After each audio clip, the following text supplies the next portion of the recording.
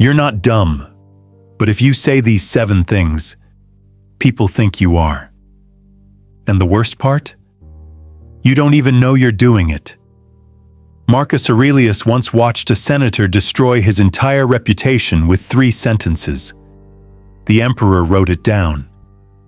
Today, I'm showing you what he saw. By the end of this video, you'll recognize the exact phrases that make people lose respect for you instantly, and you'll know how to stop. Hit subscribe right now because this channel is about to save you from years of regret. 1. I don't know why this always happens to me. Listen to those words again. I don't know why this always happens to me. You've said it, I've said it, everyone has said it at some point. But here's what Stoics understood 2,000 years ago that most people still don't get. When you say this phrase, you're announcing to the world that you're not in control of your life. You're telling everyone within earshot that you're a victim, that things happen to you instead of because of you. Epictetus was born a slave. He was beaten so badly that he walked with a limp for the rest of his life. He had every reason to say, "Why does this always happen to me?" But he never did. Instead, he said something that changed philosophy forever. It's not what happens to you, but how you react to it that matters. That one line contains more power than most people find in their entire lives. When you blame circumstances, you give away your power. Every single time. You become a leaf in the wind, a piece of driftwood in the ocean. You drift wherever life pushes you because you've already decided you can't steer. The man who says, "I don't know why this always happens to me," has already surrendered before the battle even started. Here's the truth bomb. It doesn't always happen to you. You just remember the bad things more than the good. Your brain has a negativity bias. It's wired that way for survival.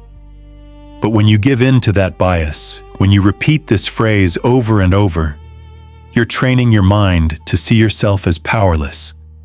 You're literally rewiring your brain to expect failure. Smart people ask different questions. They don't ask, "Why me?" They ask, "What now?" They ask, "What can I control here?" They ask, "What's the lesson?" Those 3 questions change everything. They shift you from victim to student, from helpless to strategic, from stupid to stoic. The words you speak create the reality you live in. Choose them carefully. 2. That's just how I am. 4 words that will keep you stuck forever. That's just how I am. This phrase is a prison sentence you give yourself. It's you telling the world, and more importantly, telling yourself that you've given up on growth. You've accepted your limitations as permanent. You've decided that change is impossible. Here's what makes this phrase so dangerous. It feels like self-acceptance. It sounds like you're being authentic and honest about who you are. But it's actually the opposite. It's self-abandonment disguised as self-knowledge. You're abandoning the person you could become for the comfort of staying who you are right now. Marcus Aurelius was the most powerful man in the world, emperor of Rome. He could have said, "I'm impulsive, that's just how I am," and nobody could have stopped him. He could have indulged every impulse, every anger, every desire. Instead, he spent every morning reminding himself of his own capacity to change. He wrote, "You have power over your mind, not outside events. Realize this, and you will find strength." Think about what you're actually saying when you use this phrase. "I'm always late, that's just how I am." Translation: I've decided being late is more important than respecting your time. I have a bad temper, that's just how I am.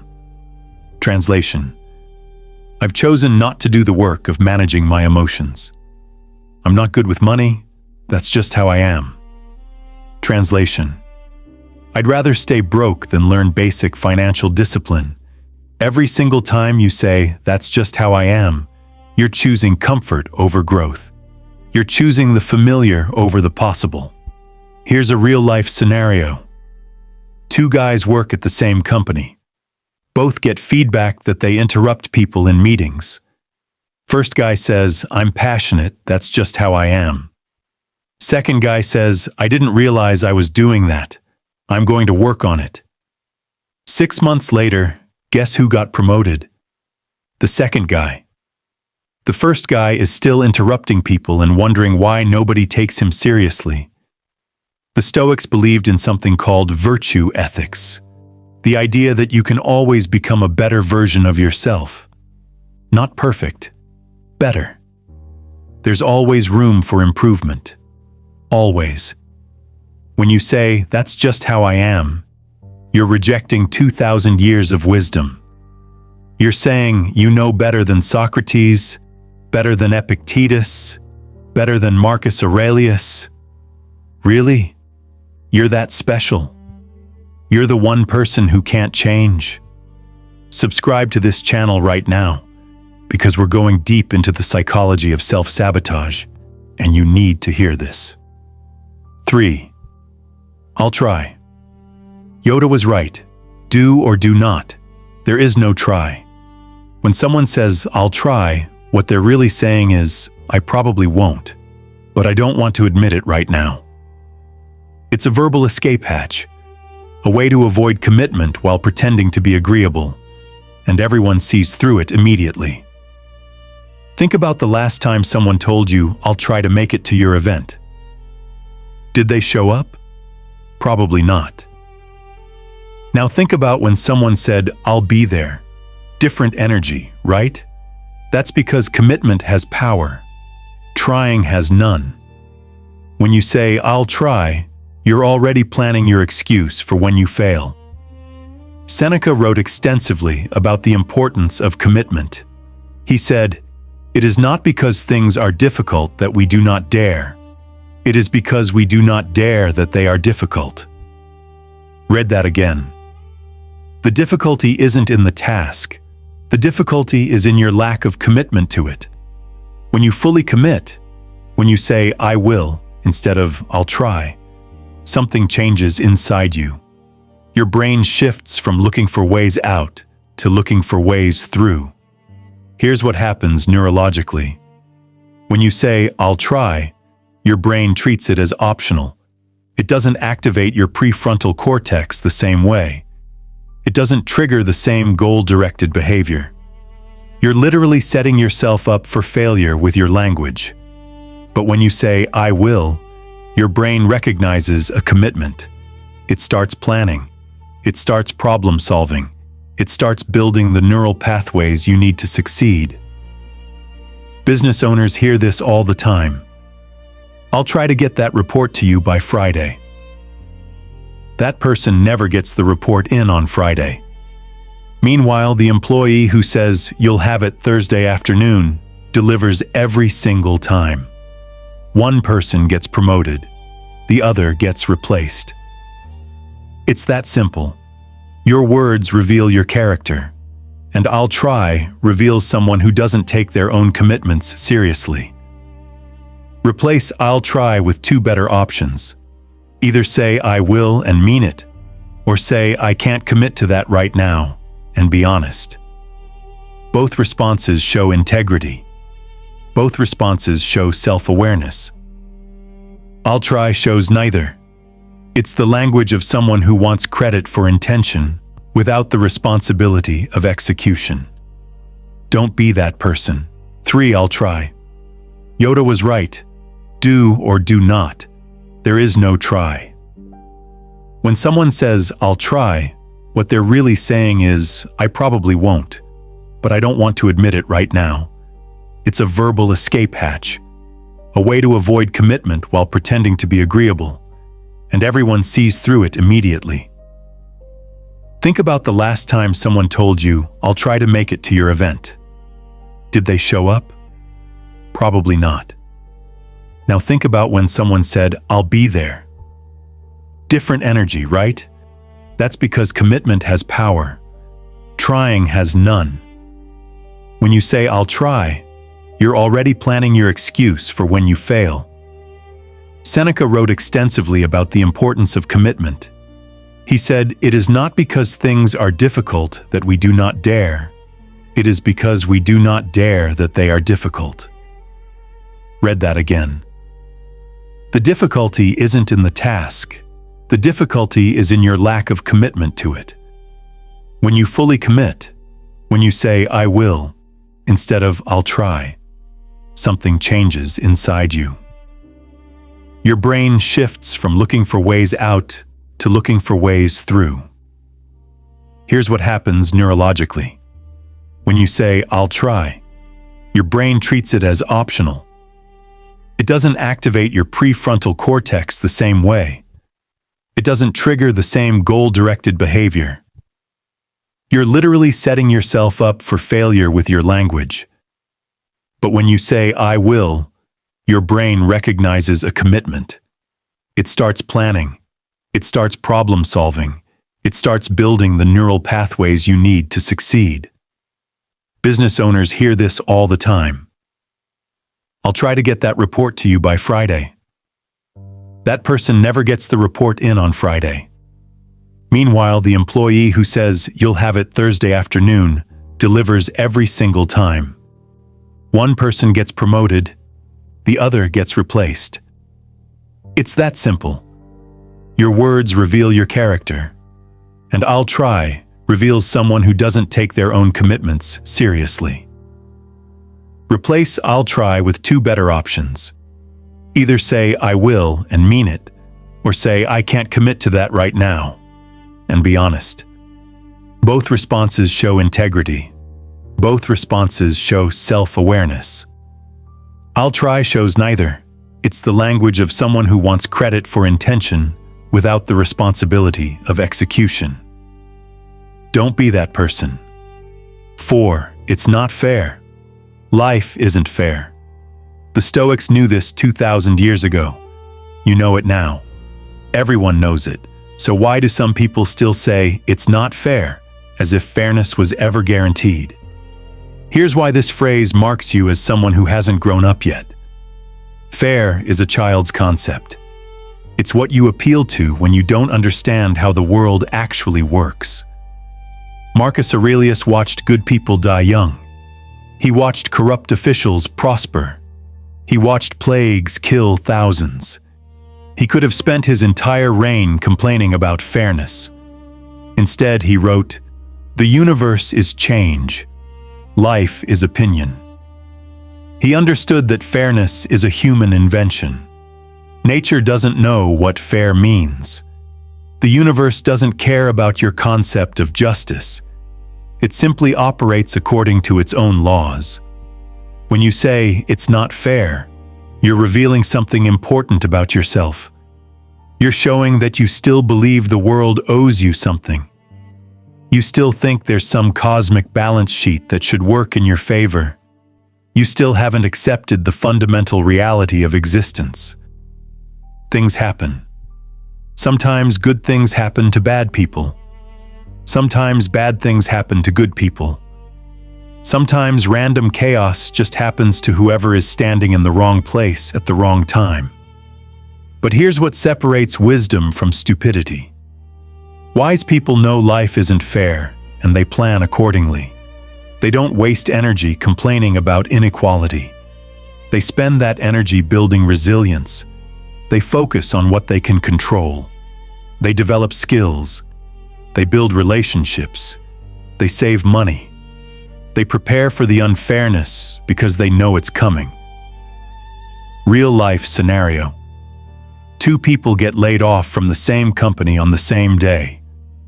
First person spends 3 months complaining about how unfair it is, posting on social media, telling everyone who will listen, burning bridges.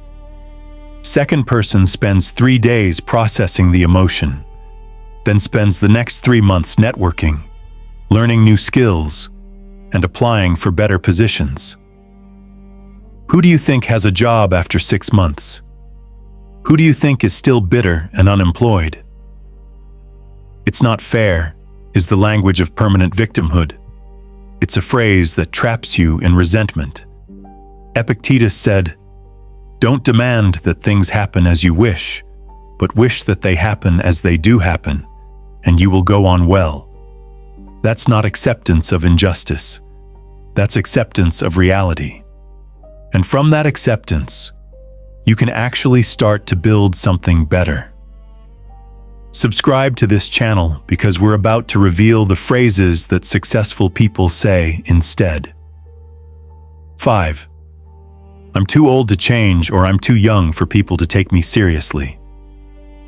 Age excuses. Everyone's got one. Too old or too young? Either way, it's the same mechanism.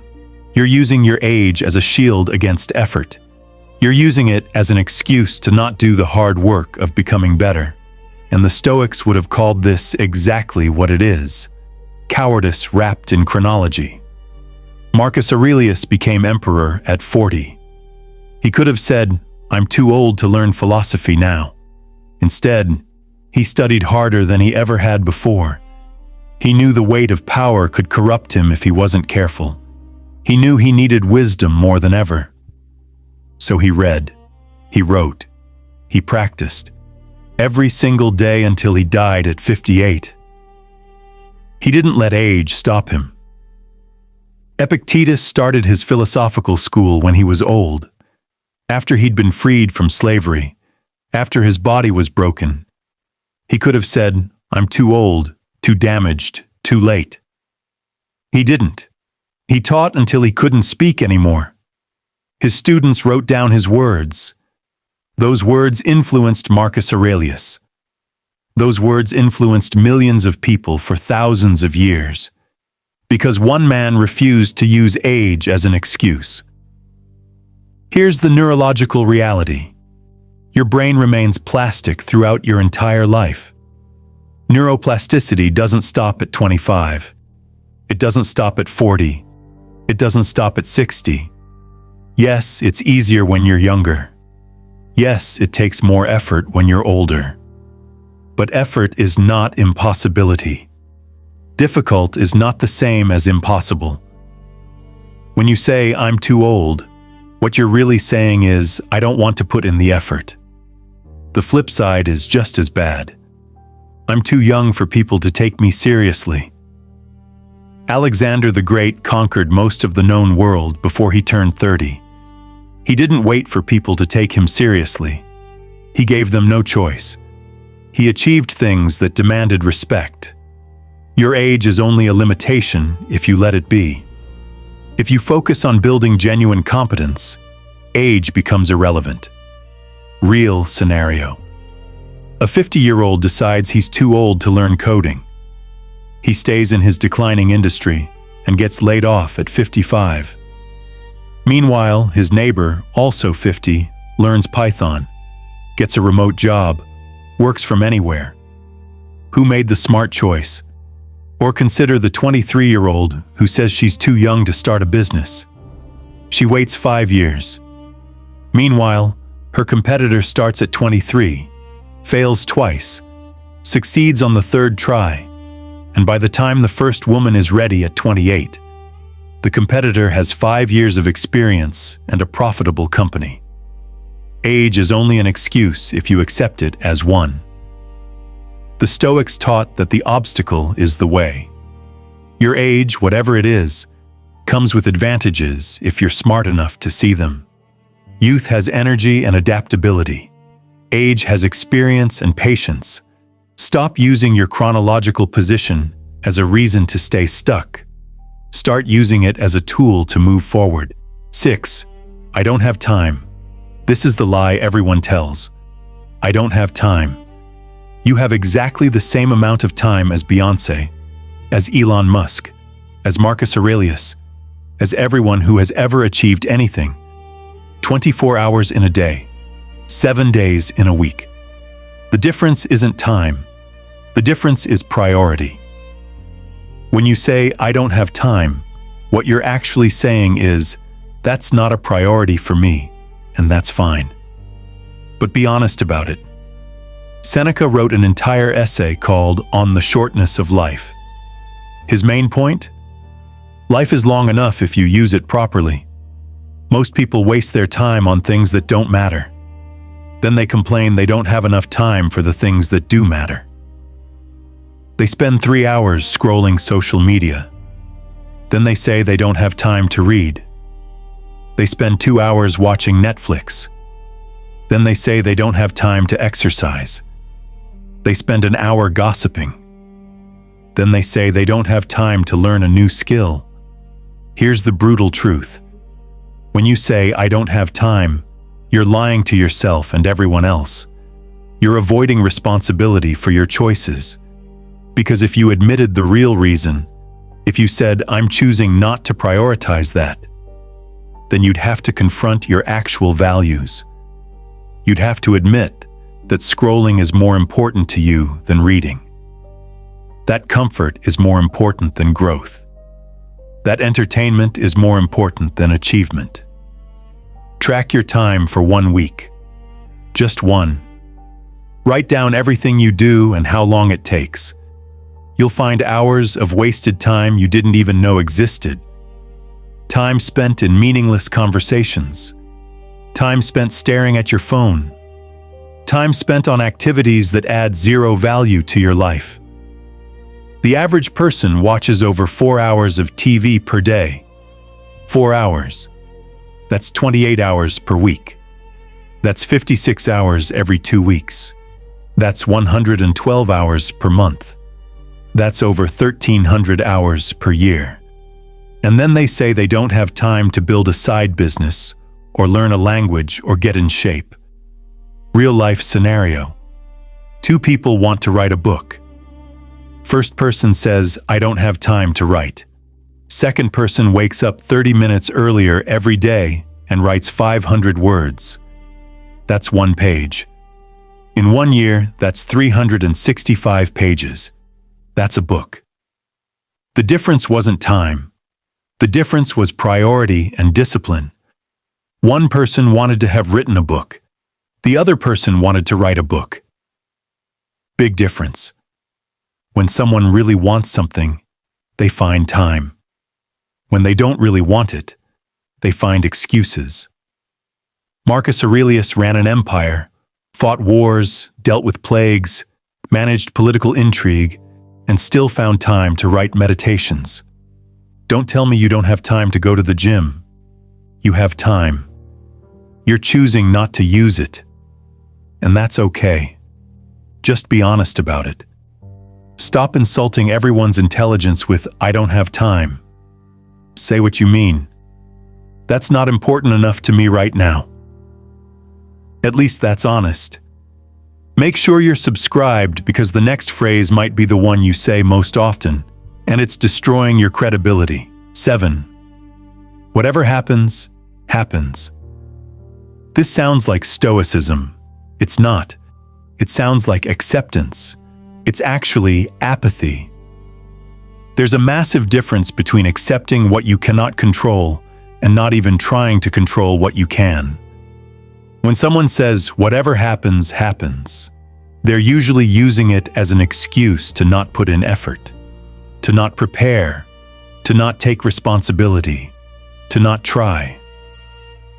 The Stoics believed in something called dichotomy of control. Some things are up to you. Some things are not up to you. Your job is to identify which is which. Then put all your effort into the things you can control and accept the things you cannot. That's not whatever happens, happens. That's strategic focus and emotional resilience. Completely different. Marcus Aurelius didn't say, "Whatever happens, happens" when Rome faced invasion. He trained his armies. He studied strategy. He prepared defenses. He did everything within his power to protect his people. Then, and only then, did he accept the outcome with equanimity. Because he knew he'd done his part. He'd controlled what was controllable. He'd put in maximum effort. Only after that did acceptance have any meaning. When you say, "Whatever happens, happens," You're usually trying to protect yourself from disappointment. You're trying to avoid the pain of trying and failing, so you don't try at all. You pretend you don't care about the outcome, but you do care. You care deeply. You're just too afraid to admit it. Because if you admitted you cared, you'd have to try. And if you tried, you might fail. And failure feels worse than apathy, or so you think. Here's what actually happens. When you don't try, you fail by default. And that failure feels worse than any failure that comes from genuine effort. Because when you fail after trying, you learn something. You grow. You get better.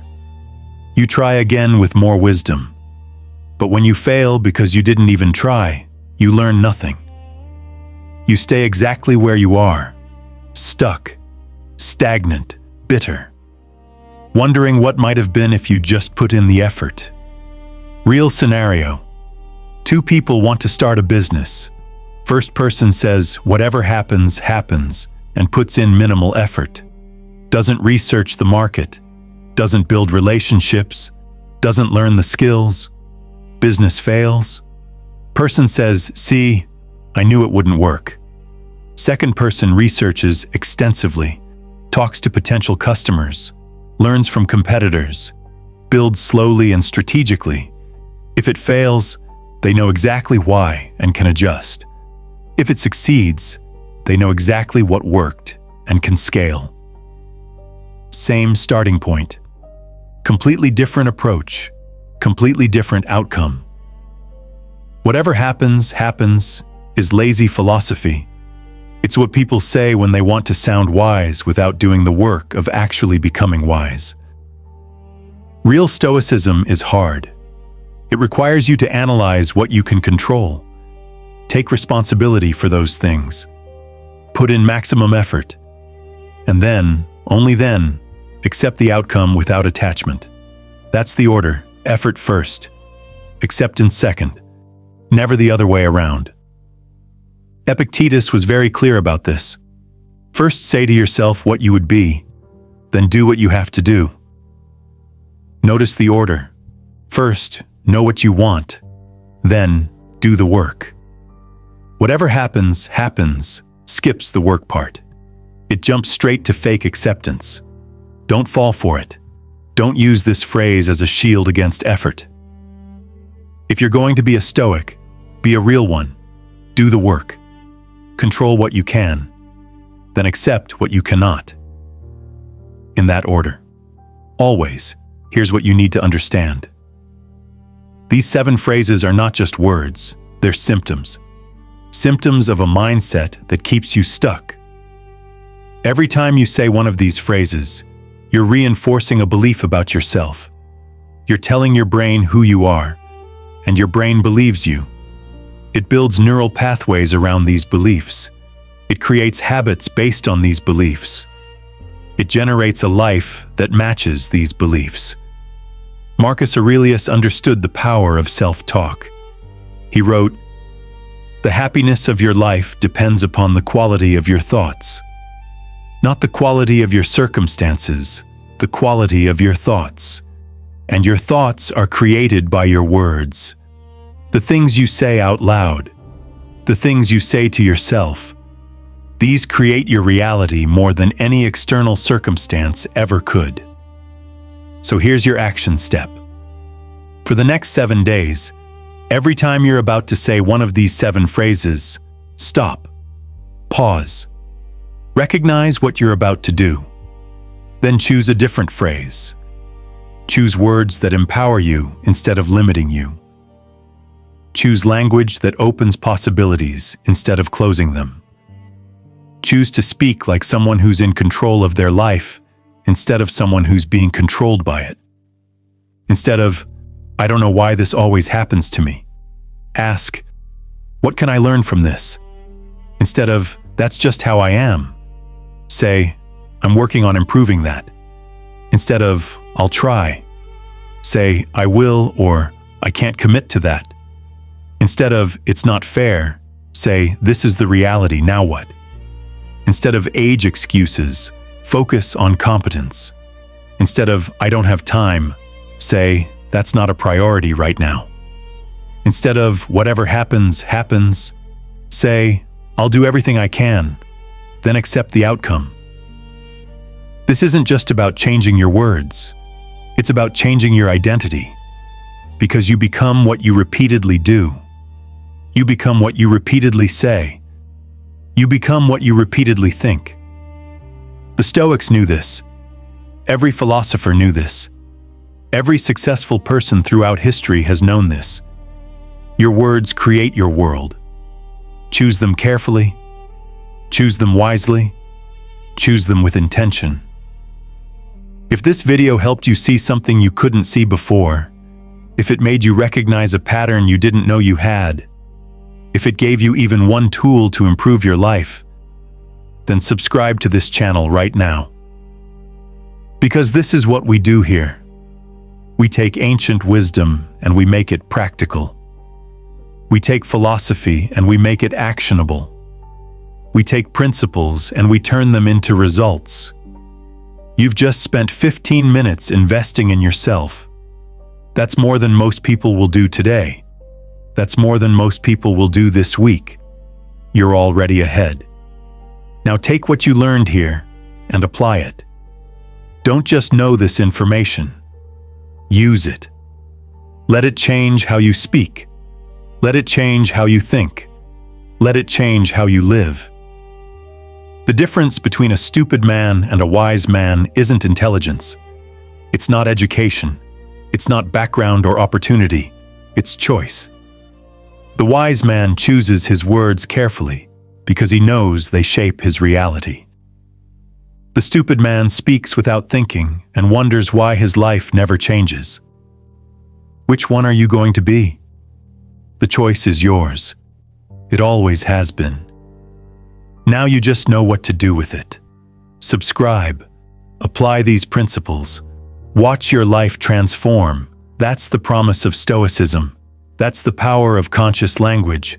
That's what separates people who talk about changing from people who actually change. Be the second type. Starting right now.